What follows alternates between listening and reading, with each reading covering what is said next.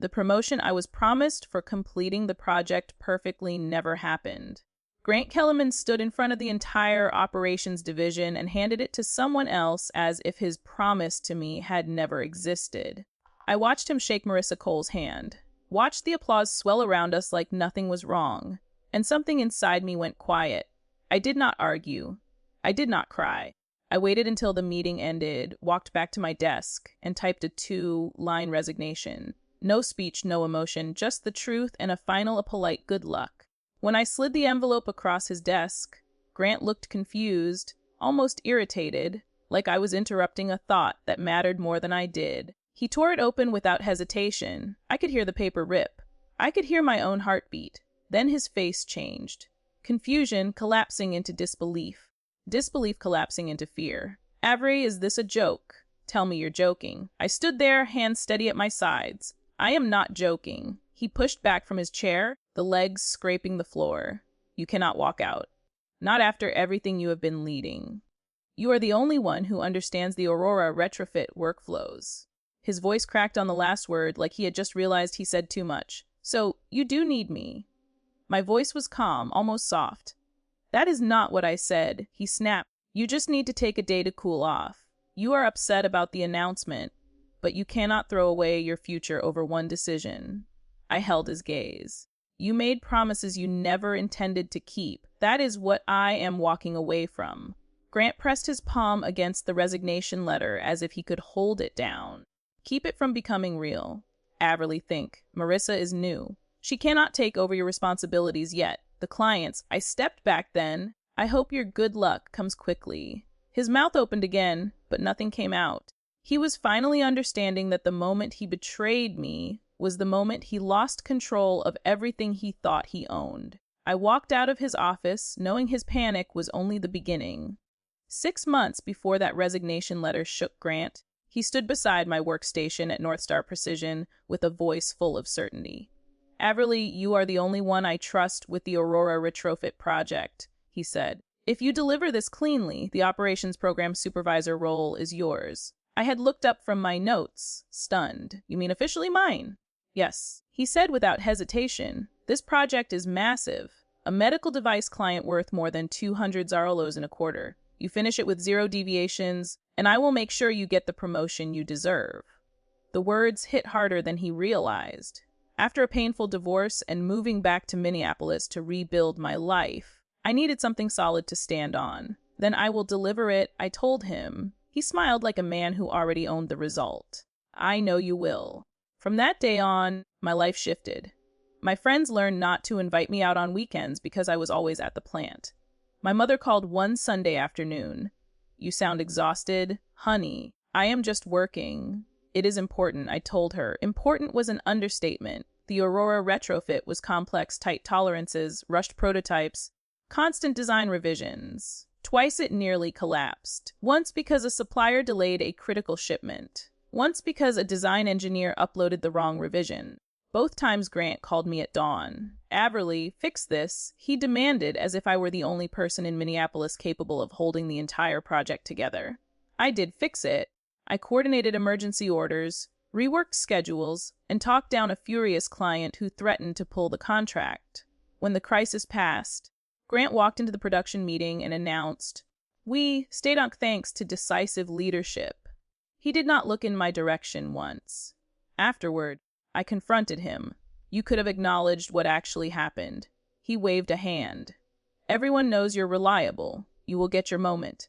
And I believed him. Every hour I gave, every part I inspected, every fire I put out, I tied all of it to the future he promised me. The future I thought was waiting for me until the moment it wasn't.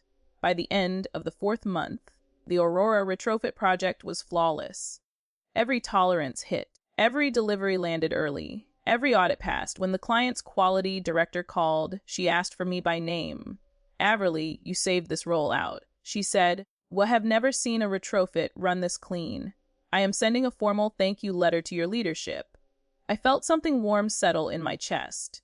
Thank you. It means more than you know. The letter arrived 2 days later. Grant opened it before I did. Good work, he said, waving the page casually. I will include this in our quarterly report. I reached for the letter, but he folded it and slipped it under a stack of his own documents. Grant, I would like a copy of that. I will forward it, he said, already turning toward his office. He did forward it, but later. When I walked past the conference room and saw him reviewing his report, I noticed my words, my process outlines, my notes, my timelines woven into paragraphs under the heading Leadership Achievements. My name appeared once buried in a footnote. I stepped inside. You are presenting my work as your own. He did not look up. I am presenting the department's work. Do not get hung up on formatting. It is not formatting. It is credit, he excelled sharply. Averly, please. The promotion conversation is coming. Everything will make sense then. I wanted to believe him. For months, co-workers had been nudging me with quiet smiles. You are next, one machinist said. Everyone knows it. On the morning of the division meeting, several engineers stopped by my desk. Good luck today, one of them said. You earned this. I smoothed the front of my blazer. Thank you. I'm ready. I was ready. I had done everything he asked, more than he asked, more than anyone had expected of me. When I walked into that meeting, I thought I knew what was coming. I thought perfection would finally be enough. Grant stood at the front of the room with the same rehearsed confidence he used for every major announcement. Before we begin, he said, I want to recognize someone who will be stepping into a crucial leadership role. I straightened in my chair. Marissa Cole, he continued, will be our new operations program supervisor. A murmur swept through the room. Marissa, who had joined North Star Precision less than 2 months earlier, blinked as if she herself needed a second to understand what she had heard. She stood up, smoothing her blouse. Thank you, everyone. I am excited to work closely with the Aurora systems and all the machining deliverables. I have been reading up on the retrofit metrics, and I think there is a lot of potential for synergy. Someone coughed. An engineer stared at his shoes. She did not know the terminology, the workflows, or even the right department names.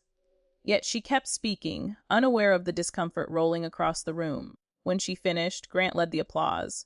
He looked proud of her, proud of himself. My hand stayed still. After the meeting, 2 veteran technicians approached me quietly. Averly, one said, that should have been you. Everyone knows. The second nodded. We are sorry. This is wrong. I forced a smile. Thank you for saying that. Grant intercepted me before I could leave. Avery, he said, placing a hand briefly on my arm. Be a team player. Help guide her. Okay, she is still adjusting to what I asked. He lowered his voice. Do not make this difficult. Marissa has strong support from headquarters. You understand how these things work. I stared at him. He did not flinch. He did not apologize. He acted as if nothing had been promised. Nothing had been taken. Nothing had been lost. Behind him, Marissa gave me a bright smile, unaware of anything except her new title. Every part of me felt the humiliation quiet, sharp, deliberate, and it settled deeper than anger ever could. I found Grant alone in his office after the meeting, shuffling papers as if burying himself in work might erase what he had just done. Grant, I said, closing the door behind me. We need to talk. He didn't look up. If this is about Marissa, let it go. The company's needs shifted. I stepped closer. You promised me that role. You tied it directly to the Aurora retrofit project. He finally lifted his head, annoyance flickering in his eyes. I never promised a formal promotion. We discussed possibilities. That is all. That is not what you said. I reached into my bag and placed my phone on his desk. I saved every email, including the one where you wrote, "Complete Aurora with 0 deviations, and the supervisor role is yours." Grant stared at the screen as I pulled up the message. His jaw tightened. I do not recall sending that. I let out a slow breath. It is your email, Grant. He pushed the phone away with 2 fingers as if the truth physically irritated him. You are being emotional. You need to take pride in being indispensable. You have a talent for operations, and the best teams rely on people like you, people like me. My voice was steady. Yes, he said. Reliable, consistent, low ego. That is why this is so out of character for you. You are making something small into something dramatic. I worked nights and weekends for a project you said would define my future. And it did. He snapped. Your performance puts you in a strong position here. You should not jeopardize that over a misunderstanding. It is not a misunderstanding, I said quietly.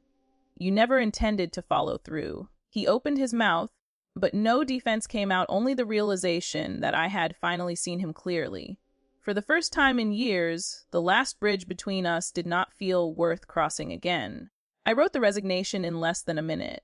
2 lines, clear, final, and free of emotion. When I printed it, the paper felt lighter than it should have, like the weight I had been carrying had slipped off without asking permission. Grant was on the phone when I stepped into his office. He held up a finger, signaling me to wait. I didn't. I placed the letter in front of him. He ended the call mid-sentence. "What is this?" "My resignation," I said, keeping my voice even, effective immediately. "Good luck, Grant." The words hit harder than any argument could have.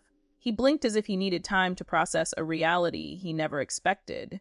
"Everly, stop. You are not doing this. You are upset. Sit down." "No," I said. He tore the letter open, eyes darting across the page. "This is ridiculous. You do not quit over one decision." "It was not one decision. I said it was every decision that led here." His denial came fast. "You are overreacting. We can fix this. I can adjust responsibilities. Maybe move you into a senior coordinator role." "No." He pushed back from his desk so abruptly his chair hit the cabinet behind him. "You cannot walk out. You are essential to Aurora. Marissa is nowhere near ready. The clients depend on you." "That sounds like your problem, not mine." Panic flashed next, sharp and unfiltered.